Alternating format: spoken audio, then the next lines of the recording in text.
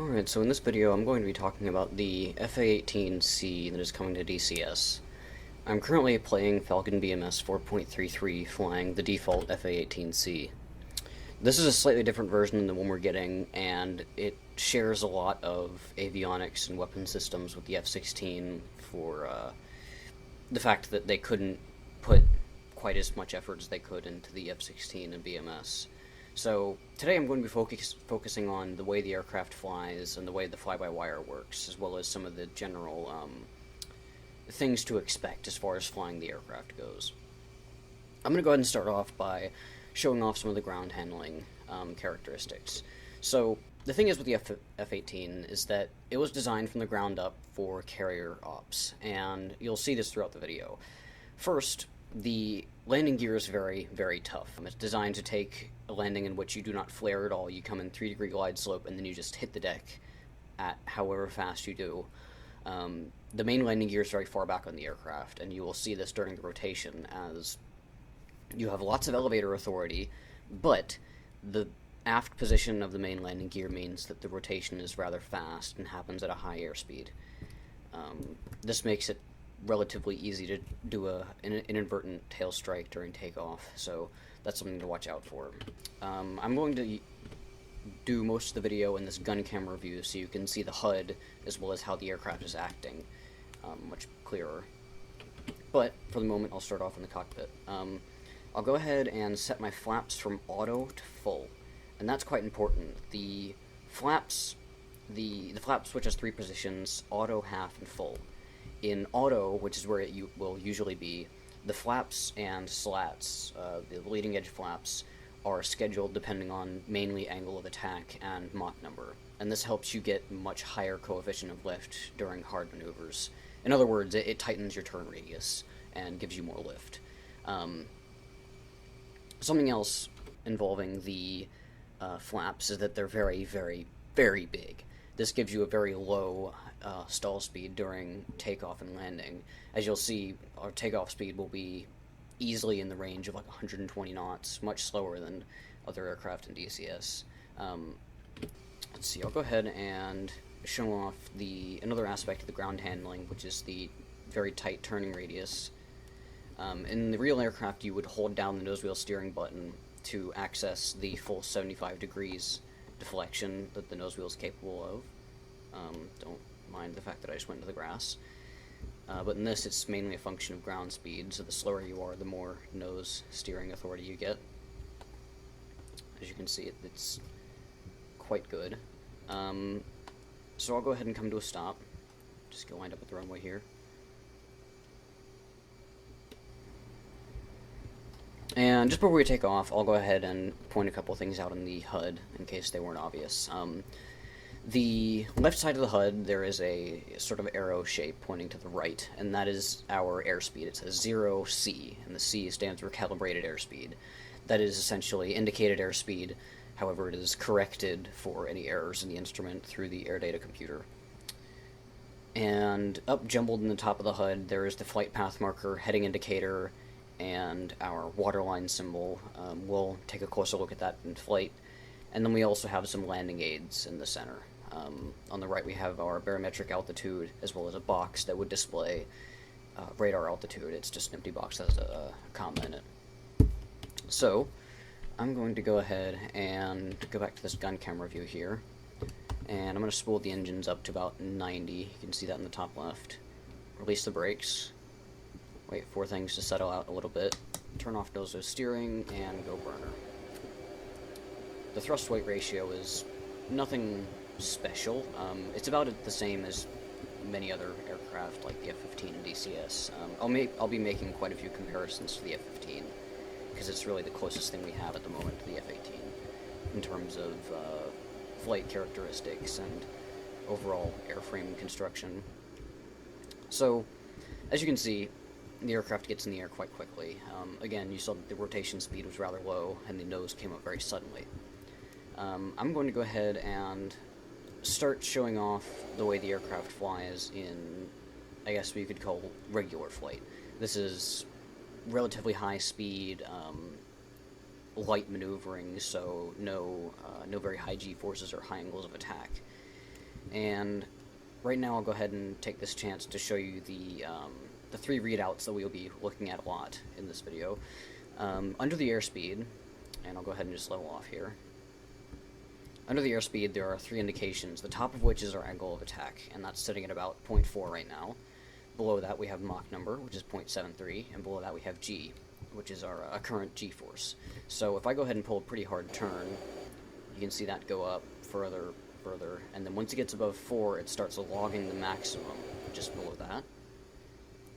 And then, if I zoom out a little bit, I'll go ahead and climb up a little bit, and I'll start to show you some of the more interesting qualities of the F-18.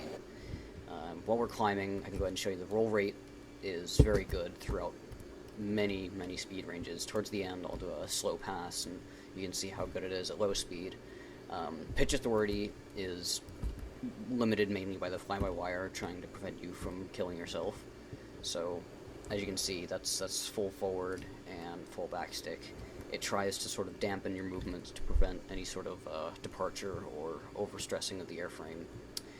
The nominal G limit is 7.5 for a clean airframe, and I didn't show it at the beginning of the video, but right now I'm in a clean F-18. I took off with full internal fuel and 2 wingtip AIM-9Xs. So the G limit is usually 7.5. The maximum attainable G will depend on things like Mach number, and there's a paddle switch on the stick that allows you to override that to 10 Gs if you need to, at the cost of overstressing the airframe. I'm going to go ahead and climb up a little bit more and slow down some, and then we can start to explore some of the more advanced functions of the fly-by-wire and explore a little bit more of the flight envelope. So first, the fly-by-wire has a very nice feature called angle of attack feedback, and this means that above 22 degrees AOA, it requires active back pressure on the stick to keep the nose up. At all other conditions, the fly-by-wire will try to maintain 1G. So if I just hold the nose right there, and I'll take my hand off the stick, you'll see that as my airspeed decreases, the nose will go up because it's trying to maintain 1G, and the angle of attack will increase as well. And then if I just go ahead and pull the stick back a little bit more, the nose will continue to go up, and then once it reaches about 22 to 25, that feedback will start to kick in, and it'll start to push the nose down. So my hands are still off the stick, and as you can see, the nose is starting to go down, and I'm at 0.7 G. And I'm starting to sink quite a lot, so I'll go ahead and push the nose down with full forward stick, and plug the afterburner. I'll let my airspeed climb to 180, and then I'll begin my dive recovery. As you can see right there, I spiked at about 30 degrees AOA. And that's our next topic. The F-18 is rather unique in that it has relaxed stability and a relatively unrestricted angle of attack envelope. So I'll just go ahead and show you what I mean by that. I'll pull up a little bit, make sure I don't lose too much airspeed. I'll roll inverted, and then I'll just go ahead and pull. This is full backstick. There's 30, 40, 45, and 50 degrees AOA, which is unmatched, to say the least. The F-16, for example, limits you to about 25. The F-15 can only attain about 30 degrees AOA due to limitations in the stabilators and how far they can deflect. In this, it has a very soft limit at about 50 degrees. And max lift is attained at 35 degrees, which is also when you will get a departure tone, which isn't implemented in the simulation. So for instance, let's say you're trying to pull a really hard turn. At 35 degrees is where you want to hold it, and that's when you also get a constant tone that will warn you that you're reaching max lift and you're getting into the departure prone section of the flight envelope. So basically what this means is that you're either going to have to listen for the departure tone or watch that angle of attack indication whenever you're making a hard turn. And again, my airspeed bleeds quite quickly, but the nose goes around extremely quickly. And that was the angle of attack limiter, trying to keep us below 50. Yeah, so right now it's holding us about 50. I'll just go full forward stick. Something else worth noting is that because of the relaxed stability of the airplane, At high angles of attack, there's very little nose down authority. So if I just go ahead and pull back to 50 degrees, and that's full forward stick right there. Notice how slowly the nose pitches down. Granted, that was at very low airspeed, but you get the idea. I'll go ahead and recover from this dive again. And then I'll see if I can demonstrate the first form of departure, which is possibly the most benign, which is called a nose slice. And this basically happens, when it does happen, it's characterized by a very slow yaw and then roll away from where you want the aircraft to be. So let's say, for instance, you're trying to pull 40 degrees AOA straight up or something. What will happen is the aircraft will slowly begin, and this is just me artificially doing it with the controls, it'll slowly diverge off to the side, and then it'll tend to fall, and then it'll stop, and that's when you can push the nose down and recover. However, the recovery takes a lot of altitude, so it's quite deadly at low altitude. I'll go ahead and recover this, and I'll see if I can demonstrate that for you. Just pull the nose up a little bit, push it back down, and see if I can really sort of get the angle of attack way up there. So as you can see right there, I'm full backstick and the aircraft it yawed to the right. But it's, as I said, it's fairly benign. As always, it does take quite a while to get the nose back down. But it is recoverable, assuming you have the altitude to pull out.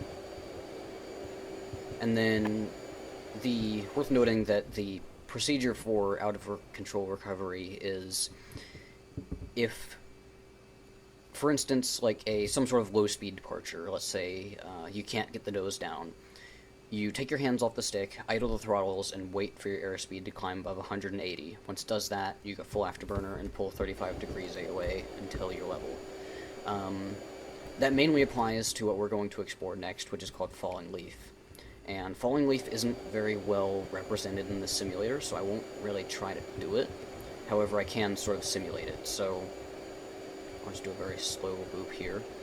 And let's say something happens and I'm not paying attention, and I let my angle of attack get far too high, so that's 60 degrees, and in this case the nose probably wouldn't have come down quite as easily. So, in a falling leaf, you would get stuck in this sort of attitude, falling almost straight down, the nose will be slightly down, and then the aircraft will have a very characteristic yawing, rolling oscillation about this speed. And every time it yaws, that's a gear warning by the way, you'll hear a yaw tone, which can be heard in the F-15. It picks up in speed whenever the aircraft yaws back and forth. And then you also get the departure tone. The angle of attack during a falling leaf is typically around 40 to 70 degrees. I'll go ahead and turn back towards the airfield. We should be fairly close to it. And there it is right there. And I'll go ahead and show you some of the aerobatic capabilities.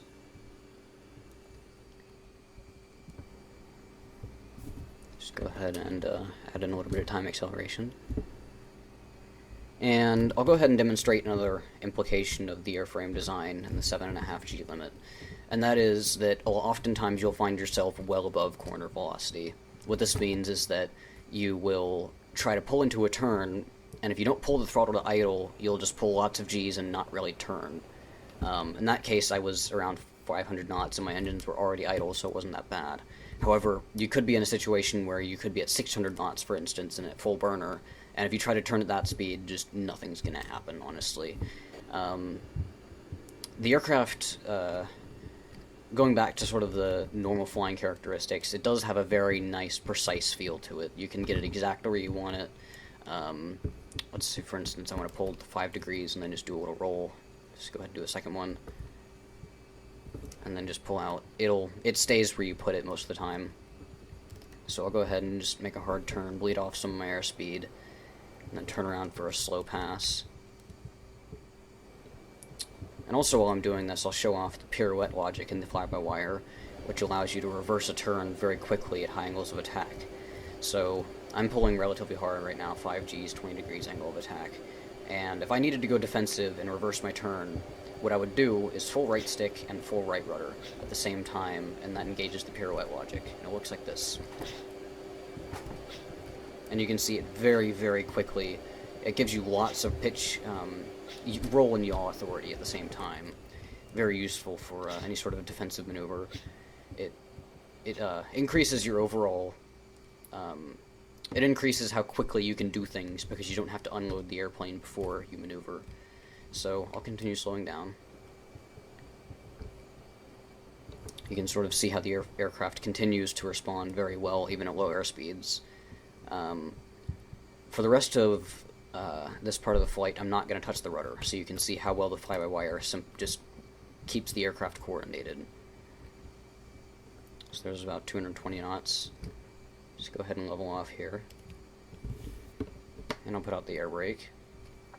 Interesting to note that the air brake in this aircraft is a single surface. The air brake that that's going to be on the F-18 and DCS is going to be a blend of all the control surfaces moving to slow you down. So it's not going to be a dedicated surface, it's just going to be all of the control surfaces moving in unison to slow you. So right now I'm further reducing my airspeed, engine's still idle, just trying to keep my vertical speed above the altitude, just slightly positive. There's angle of attack feedback range, it's 22 degrees. I'll see if I can get it up to 40, although this doesn't usually end well, so I think I might stop at like 35. Fading in a bit of power just to make sure I don't drop. There's 34. 35. I'll just let it spike to 40 and then I'll push the nose back down. So there's full forward stick. I don't want myself to drop, so 70 degrees. This is, wasn't exactly planning on this, but that's a nose slice right there. And I'm not sure if I'm going to leave that in the video. I think I will, just so nobody else makes the same stupid mistake. Well, yes, that was a nose slice departure followed by a crash. So, I'm going to go ahead and set myself up on a sort of makeshift downwind. As you can see, the runway's behind us and we're still going quite fast, so I'm going to put out the air brake.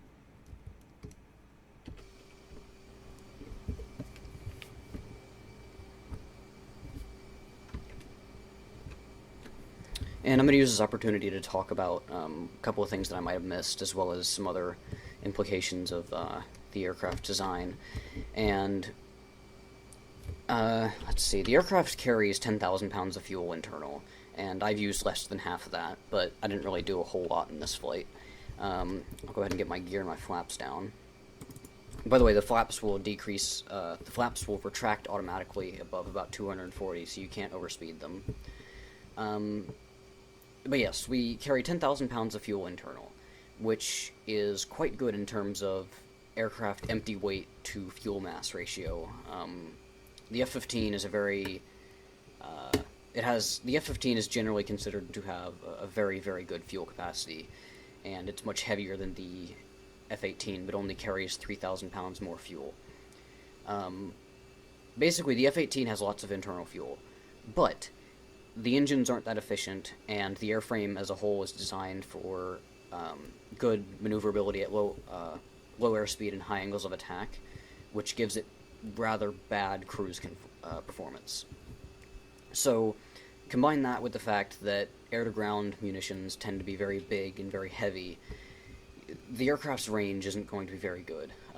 So, many people, I imagine, are going to have to learn how to conserve fuel, which basically means flying as high as possible, using as little afterburner as possible, and maintaining speed, cruising speed somewhere around 0.7 Mach to 0.8, because above that you tend to lose a lot of energy due to shock heating.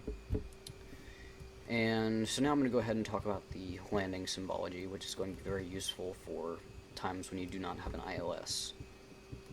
So, first, I'm going to show you the glide slope indicator, which is basically a fixed dotted line at -3 degrees on the pitch ladder. This is useful because all you have to do is put the runway or the carrier in between those lines, and you know you're set up on a good glide slope. So as you can see right now, I'm a bit high, so all I have to do is put the flight path marker, which shows me where I'm going to end up, just put that a bit below the runway, and eventually the glide slope marker will come down to meet the runway. Another thing is, just next to the flight path marker now, to the below it and to the left a little bit, is my on-speed AOA indication. And this is backed up by an LED indicator just to the left of the HUD. You can see it moving around there, but it's much easier to visualize using the HUD. So I'm going to do a carrier-style landing, which basically means you line up the dots. So in this case, you line up the glide slope, flight path marker, and angle of attack indications, all on the landing point. There's a bit of turbulence. So I'm going to see if I can land right here on this, between the two blocks. And again, I'm going to do a carrier-style landing, so no flare, and no large close-in corrections, because those are usually deadly. And there's landing. I'm going to go ahead and aerobrake, which means I'll hold the nose at about 10 degrees, using the little watermark, the waterline symbol. And then at 90 knots, I'm going to let the nose down. And then I'm going to apply brakes and full aft stick at the same time, which significantly reduces your stopping distance. As you can see there, we stopped very quickly. And then I'll go ahead and put the flaps up. This was my first commentary video ever, so feel free to let me know if there's any issues with the video, or if you have any questions. The FA-18 flight manual will be linked in the description. It is 900 pages long, and I've read most of it, so if you have any questions about it and don't feel like reading it, feel free to ask. I'll happily answer them for you. That's pretty much it for this video. I probably won't be making any other videos on the FA-18 before its release, because I can't really go into any more detail than this unless I'm just reading straight from the flight manual, and that does sound pretty hideously boring. Chances are I'll be making many videos on it comparing the DCS F-18 to the flight manual, or just talking about some of the more advanced aspects of flying the aircraft once it comes out. Until then, see you next time.